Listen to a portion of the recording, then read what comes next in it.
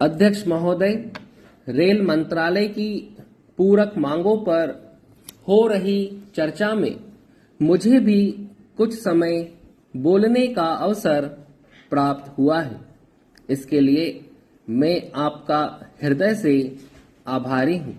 Rail मंत्रालय लगातार उन्नति की राह पर चल रहा है। वह देश के करोड़ों लोगों को अपने लक्ष्य तक पहुंचाने में सहायता करता है। आज रेल द्वारा सारा राष्ट्र आपस में जुड़ा हुआ है। इससे इस मंत्रालय का महत्व और भी बढ़ जाता है। लेकिन एक बात सदा मेरे मन को चोट पहुंचाती है। बड़े दुख के साथ मैं यह बात कह रहा हूं कि रेल दुर्घटनाएं दिन प्रतिदिन बढ़ती ही जा रही है। इससे न केवल लोगों की जानें ही जाती हैं, बल्कि राष्ट्र की संपत्ति का भी बहुत नुकसान होता है। इन दुर्घटनाओं के समय संबंधित मंत्रालय द्वारा बड़े बड़े वायदे किए जाते हैं। मृतकों के परिवारों के प्रति संवेदना व्यक्त की जाती है। अस्पताल में घायलों को देखने के लिए होड़ लग जाती है। जांच के लिए कमीशन भी बनाए जाते हैं, लेकिन आश्चर्य है कि आज तक किसी भी कमीशन ने यह रिपोर्ट दी हो कि आखिर लगातार हो रही इन घटनाओं के क्या कारण हैं।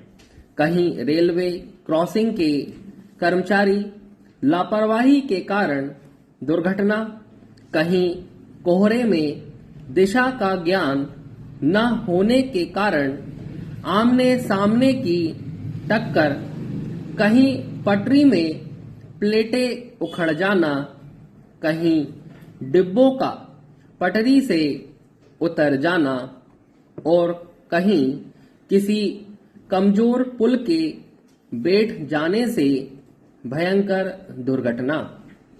ऐसी अनेक दुर्घटनाओं से हम गुजर चुके हैं, फिर भी स्थिति में कोई सुधार नहीं आता।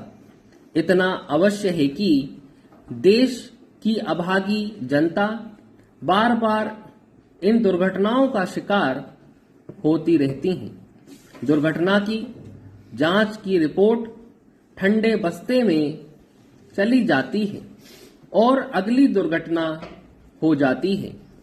फिर वही कहानी दोहराई जाती है। रेलवे ही एक ऐसा मंत्रालय है जिसके पास राजस्व की कोई कमी नहीं है। फिर इसमें ऐसी अव्यवस्था क्यों है? सदियों पुराने पुलों की जगह नए पुल बनाए जा सकते हैं। रेलवे क्रॉसिंग पर फ्लाईओवर बनाए जा सकते हैं। रेलवे पटरियों को ठीक किया जा सकता है। आखिर रेलवे की लापरवाही का दंड निर्दोष जनता क्यों भोग रही है? माननीय अध्यक्ष महोदय, इस सदन में उपस्थित अनेक सदस्य मेरी इस बात से सहमत होंगे कि आधुनिक युग में जहां नई नई तकनीकों का आविष्कार हो रहा है, वहीं हमारे देश में अभी तक रेल के असली कारणों का पता नहीं चलता।